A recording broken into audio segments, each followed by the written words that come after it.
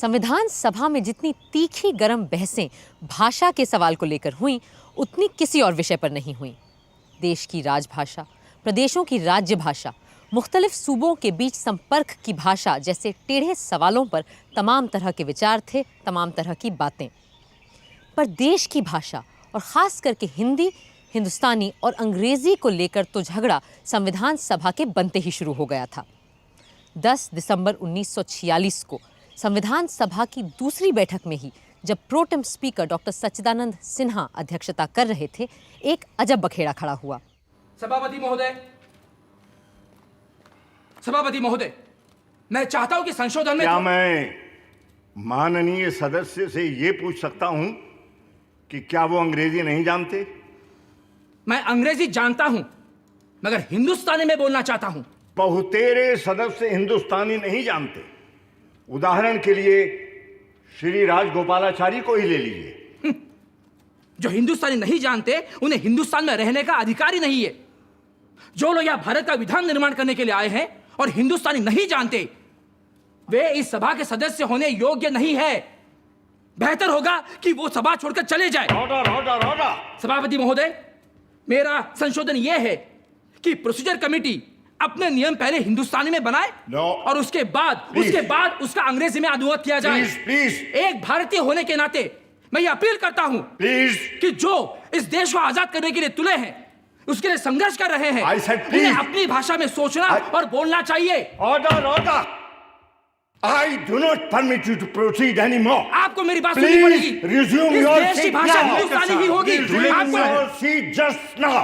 धुलेकर साहब, आप जो कहना चाहते थे आप कह चुके हैं। देखिए पंडित जी, अब मेहरबानी करके इस हाउस की इज्जत रखिए और अपनी जगह पर बैठ जाइए।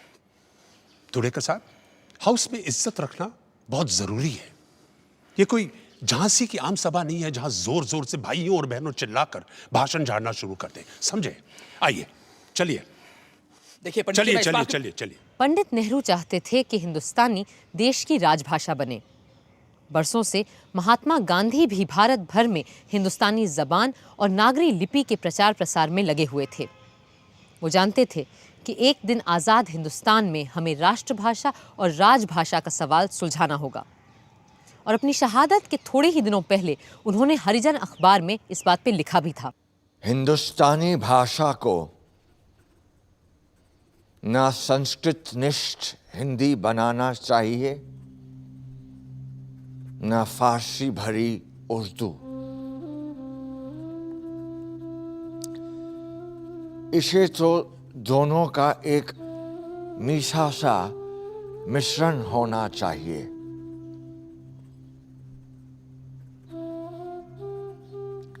हिंदुस्तानी में दूसरे इलाकों की बोलियों से भी शब्द लेने चाहिए और अगर जरूरत पड़े तो विदेशी भाषाओं से भी। हाँ, अगर वो लफ्ज आसानी से राष्ट्रभाषा में घुल मिल सकें तो।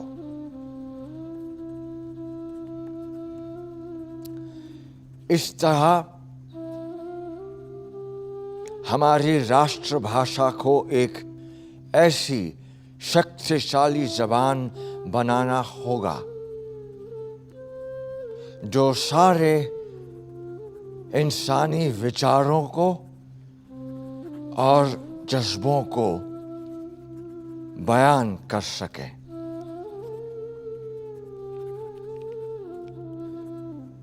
सिर्फ हिंदी तक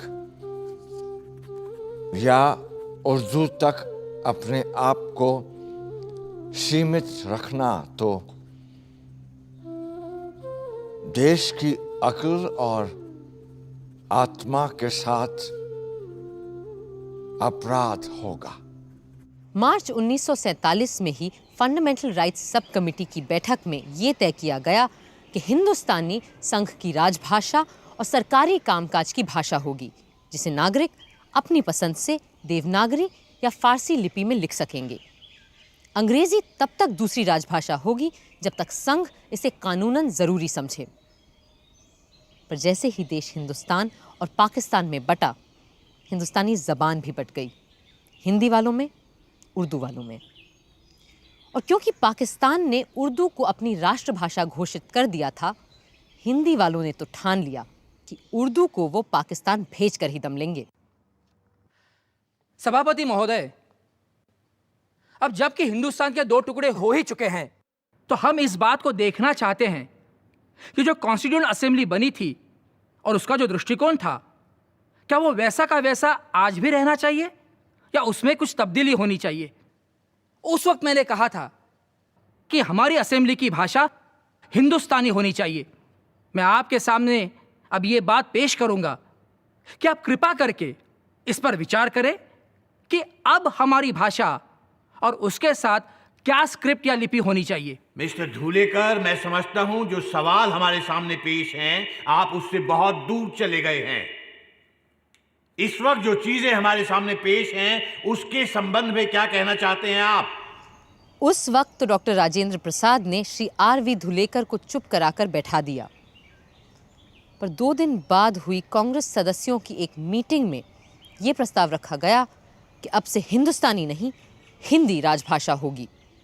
कुछ लोगों ने इसका विरोध भी किया, पर बात जब वोट पर आई तो 32 के मुकाबले 63 वोटों से हिंदुस्तानी हार गई और हिंदी जीत गई। 27 मार्च 1948 को जब ड्राफ्टिंग कमेटी फिर मिली तो आबो हवा बहुत बदल चुकी थी। It seems Mr. K. Munshi has sent us a resolution passed in a meeting of the Congress members regarding the question of a link language. ये बताइए और क्या लिखा है इस रेजोल्यूशन में? Well, it says that the word Hindustani should be replaced by the word Hindi in all our drafts. पर हम ऐसा करने पे बाध्य नहीं है। हमारे सामने और भी कई अनुमोदन संशोधन पड़े हैं, जैसे कि डॉक्टर सच्चिदानंद सिन्हा जी के amendment. In my legal opinion, the amendments moved by Dr. Sachidanand Sinha, Seth Govind Das, and Mr. Thakurdas Bhargav involve matters of policy, and we must therefore refer them to the Constituent Assembly. But the resolution sent by Mr. Munshi is a matter of procedure, and this committee can take a decision about that. और आपका क्या कहना है doctor Ambedkar? If you ask me, I will say we cannot deny the fact that Congress has an indisputable majority. And if they are bent upon changing Hindustani to Hindi, we will have to come around sooner or later. Then why not sooner than later? इस तरह बिना संविधान सभा की सहमति के drafting committee ने हिंदुस्तानी शब्द हटाकर अपने मसौदों में हर जगह हिंदी लिखना शुरू कर दिया। ऐसे माहौल में 5 नवंबर 1948 को जब संविधान सभा के सामने ड्राफ्ट कॉन्स्टिट्यूशन रखा गया तो कई सदस्यों के लिए बाकी चीजों के मुकाबले भाषा का सवाल ही सबसे बड़ा मुद्दा बन चुका था। महोदय, मेरा मत है कि हिंदी और केवल हिंदी इस देश की राष्ट्रभाषा हो सकती है। हिंदी बनाम हिंदुस्तानी का विवाद अब समाप्त हो चुका है, क्योंकि संविधान की धारा 99 के अनुसार केवल 2 भाषाएं हैं, अंग्रेजी और हिंदी, जिनमें संसद की कार्रवाई हो सकती है। जहां तक दक्षिण भारत के नागरिकों और सदस्यों का सवाल है, मैं स्वीकार करता हूं कि कुछ वर्षों तक कार्यवाही को अंग्रेजी में चलाना होगा। उन पर हम जबरदस्ती कुछ लाद तो नहीं सकते, मगर अंत में हिंदी ही हमारी राष्ट्रभाषा होगी और साथ में देवनागरी हमारी राष्ट्रलिपि। हिंदी वाले अपनी संख्या शक्ति पर इतराते हुए जीत मनाने लगे, पर दूसरे लोग बहुत ठगा हुआ महसूस कर रहे थे। कुछ ने तो भाषा के सवाल पर देश के टूट जाने की भी बात कर डाली। I would, sir, convey a warning on behalf of the people of South India, because there are already elements there who want separation, and it is up to us to firmly try and keep those elements down. And my friends in UP, do not help in any way by repeatedly flogging their idea of Hindi imperialism. Sir, it's up to my friends in UP to have an undivided, unbroken whole India, or it's up to them to have only a Hindi India. दक्षिण ही नहीं, बंगाल के लोग भी उसी तरह आहत थे। The protagonists of Hindi, in their enthusiasm, have gone too far.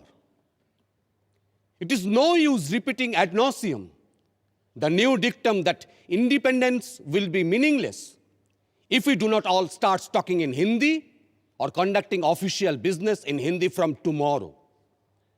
It is not only ridiculous, but also totally absurd. और पंजाब वाले भी अपनी जबान को लेकर चिंतित थे। जब तक ये सवाल इस शक्ल में मेरे सामने नहीं आया था, मैं हिंदी और हिंदुस्तानी में कोई फर्क नहीं समझता था। इस सिलसिले में मुझे अपना ही पंजाबी का एक शेर याद आता है, चंगा है सी अनजानिया, सपना पई जब जानिया। यानी जब तक नहीं पता था तब तक ठीक था, जानते ही झंझट में पड़ गया। जबान के मुतालिक में मैं ये कहना चाहता हूं कि ये जो आइन है, मैंने इसका उर्दू तर्जुमा देखा है और हिंदी के तर्जुमे के बारे में जो हिंदी के हामी हैं, उन दोस्तों से बातें की हैं, वो भी हिंदी के तर्जुमे से मुझे इसका मतलब नहीं समझा सके। खुद पंडित नेहरू ने जब डॉक्टर रघुवीरा का किया कॉन्स्टिट्यूशन का हिंदी अनुवाद पढ़ा तो डॉक्टर राजेंद्र प्रसाद से कहा, सच बात तो ये है कि इस ट्रांसलेशन का एक लफ्ज भी मेरे पल्ले नहीं पड़ा है। पर फिर भी हिंदी के उग्रपंथी हर मौके पर हिंदी हिंदी करने से बाज ही नहीं आ रहे थे। 30 जुलाई 1948 को सभा में जब बात लोकसभा और राज्यसभा के कर्मचारियों के सर्विस कंडीशंस पे चल रही थी, सेठ गोविंद दास अचानक हिंदी को लेकर खड़े हुए। सभापति जी, इससे पहले कि हम आगे बढ़ें, मैं एक बात की और आपका ध्यान आकर्षित करना चाहता हूं। जब से हम लोग यहां आए हैं, तब से राष्ट्रभाषा के संबंध में तरह तरह की बातें सुन रहे हैं। कहा जा रहा है कि राष्ट्रभाषा का सवाल पार्लियामेंट के ऊपर छोड़ दिया जाएगा। मैं चाहता हूं कि आप इन अफवाहों का खंडन करें। Sir, to spring such a subject upon the audience all of a sudden is against all order and procedure. Hindi वालों का हमला जारी था। एक सन्यासिन ने तो हिंदी को राष्ट्रभाषा बनाने और हिंदुस्तान का नाम भारत रखने के लिए आमरण अनशन तक कर डाला। जब पंडित नेहरू ने जाकर समझाया, तब उसने अपनी भूख हड़ताल तोड़ी, पर साथ ही ये बयान भी दे दिया कि प्रधानमंत्री जी ने मेरी सारी मांगें मान ली हैं। ऐसे हालात में एक विशेष कमेटी बनाई गई और श्री के.एम. मुंशी और श्री गोपाल स्वामी अयंगार को कोई ऐसा फॉर्मूला इजाद करने का काम दिया गया जिससे भाषा के सवाल पर सब संतुष्ट हो सकें। इस बात से भी कई लोग चिढ़ गए थे कि इस कमेटी में हिंदी वाले क्यों नहीं हैं। पर सच ये था कि इतने विरोध और विषैले माहौल में भी मुंशी अयंगार कमेटी ने इस असंभव काम को लगभग संभव कर दिखाया था। मुंशी अयंगार के सुझाव 12 सितंबर को सदन में पेश किए गए। When any member rises to speak on this language question, I would request that he should not let fall a single word or expression which might hurt or cause offense. Mr. Gopalaswamy Iyengar will move the first amendment number 65. Sir, opinion has not always been unanimous on this question.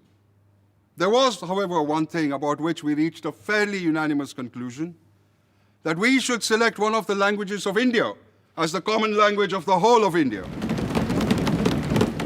चलो English तो गई, अब देखते हैं कौन सा language आता है sir. The final decision is that we should adopt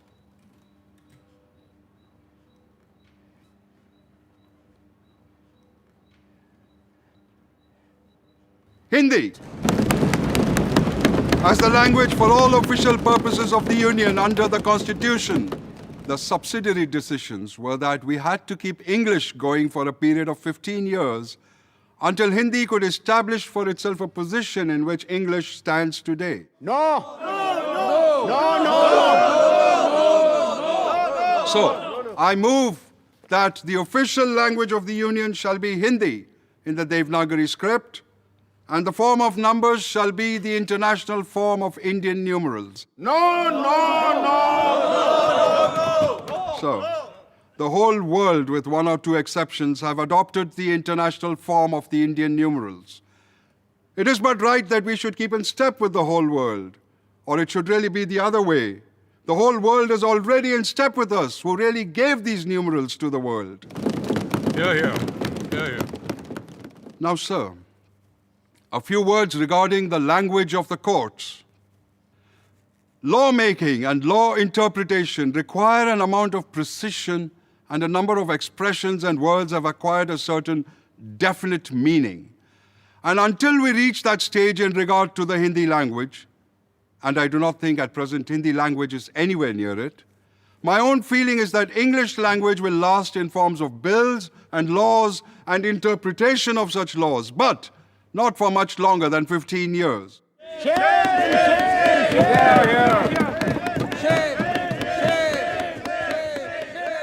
Hindi के अतिरेकी इस फैसले से नाखुश थे, पर अपनी मेजॉरिटी से बड़े आश्वस्त भी थे।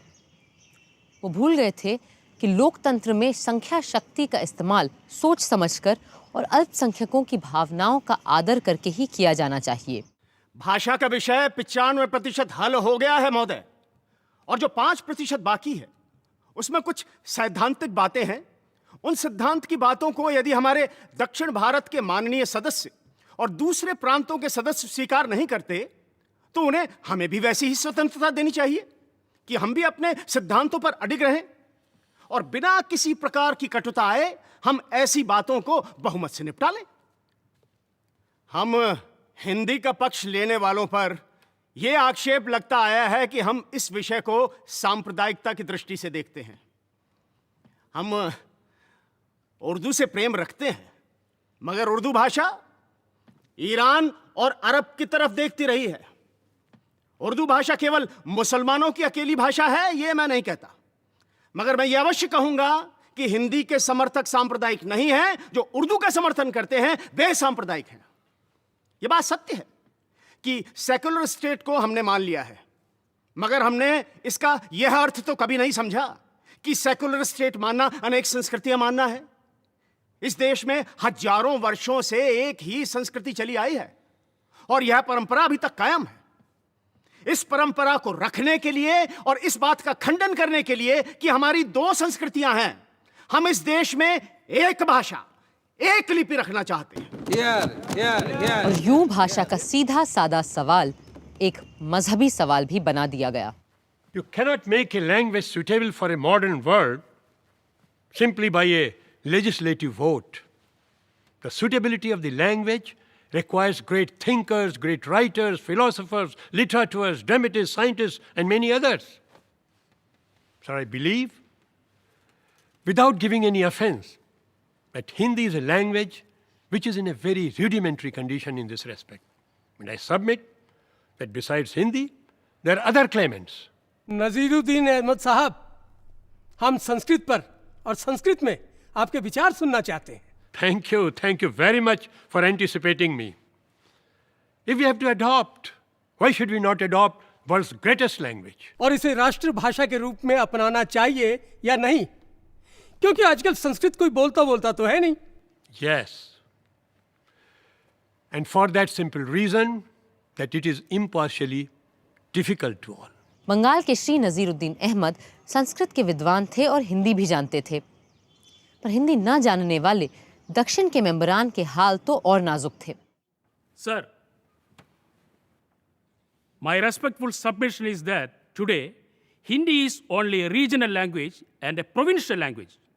And just because it is being spoken by about 10 crores of people out of 32 crores, we are raising it to the level of common language.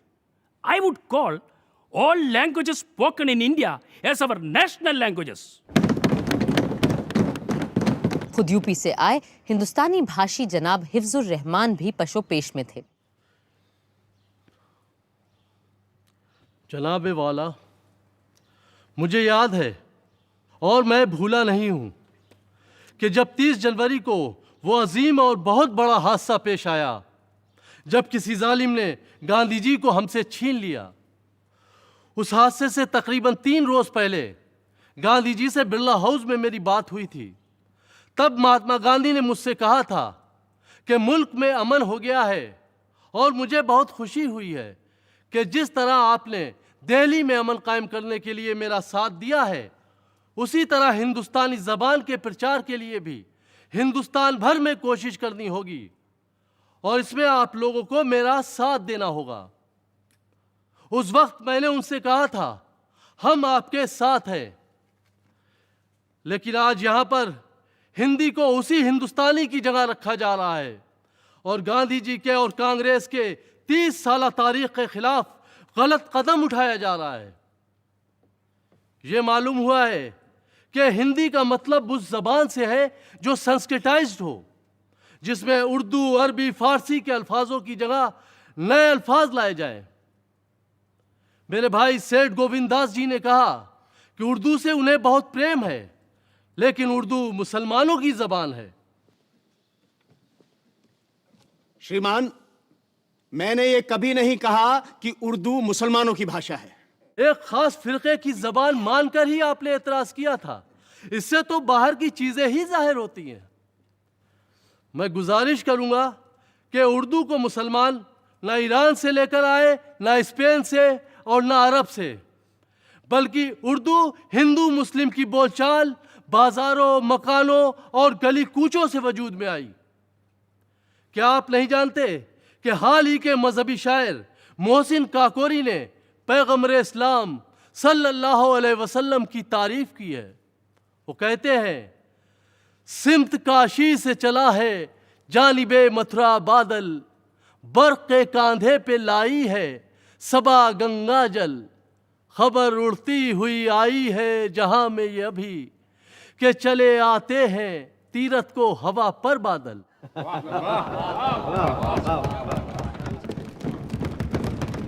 इस शायरी में गंगा और मथुरा का जिक्र आया है और शायर ने मक्का, मदीना और जमजम को काशी, मथुरा और गंगा जल के रंग में दिखाया है। इसलिए महात्मा जी ने ठीक फरमाया था कि अगर यूनियन की कोई आम जबान बन सकती है जो तमाम मुल्क में बोली और समझी जा सके, तो वो हिंदुस्तानी ही है। बहस मुबाहिसे और नोक झोंक का सिलसिला अगले दिन भी जारी रहा। हिंदी के समर्थक अंग्रेजी को हटाने की 15 साल की मियाद के भी सख्त खिलाफ थे। उन्हें देश में हिंदी चाहिए थी और आज अभी इसी वक्त चाहिए थी। कल मेरे मित्र मिस्टर हिफ्जुर रहमान ने एक अपील की थी, उसके उत्तर में 1-2 शब्द कहना चाहता हूँ। महात्मा गांधी का नाम लेकर उन्होंने अपील की थी कि हम हिंदुस्तानी को राजभाषा बनाएं और उसे फारसी और देवनागरी लिपियों में लिखें। महात्मा गांधी का नाम लेकर मैं पूछता हूँ, पृथक निर्वाचन क्षेत्रों को भी क्यों न स्थापित किया जाए? मैं ये कहता हूँ कि कुछ हजार मुसलमानों के अतिरिक्त जो इस देश के सपूत हैं और जो अब भी हमारे साथ हैं, अन्य सभी मुसलमान हमारे साथ नहीं रहे। वे इस देश को अपना देश नहीं मानते थे। इसी कारण वे पृथक होना चाहते थे। मैं ये कहता हूं कि मैंने कल जो सुना वो सांप्रदायिक आधार को मानकर कहा गया था। मौलाना आजाद और किदवाई साहब समान हमारे कुछ मित्रों को छोड़कर how this is relevant? इसका तुक क्या है? ऑनरेबल मेंबर, अब अगर अपनी बात खत्म कर दें तो ज्यादा बेहतर होगा। आपने बहुत अनाप शनाप बातें की हैं और हाउस अब आपको और सुनने के मूड में नहीं है। इन्हीं शब्दों के साथ मैं अपने संशोधनों को प्रस्तुत करता हूं कि देवनागरी लिपि तथा हिंदी अंकों के साथ हिंदी भाषा को सीधे सीधे स्वीकार किया जाए, क्योंकि कोई भी और भाषा भारत की राजभाषा हो ही नहीं सकती।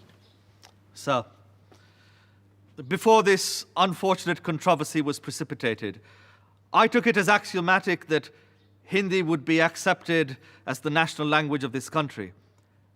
At that time, I would have accepted Hindi in the Devanagari script as our national language. But today, I have moved away from that. I say with no offense, those friends who have been ardent, if not fanatical supporters of Hindi, have done Hindi a greater disservice than others by their intransigence. By their intolerance, they have created an attitude of resistance to something which should have been naturally accepted as our national language.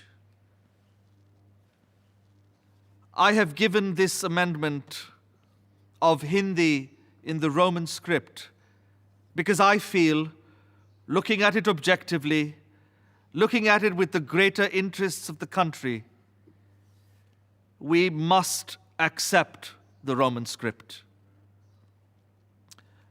But as I say, it will require courage and vision. It will require a need to resist reactionary sentiments and forces.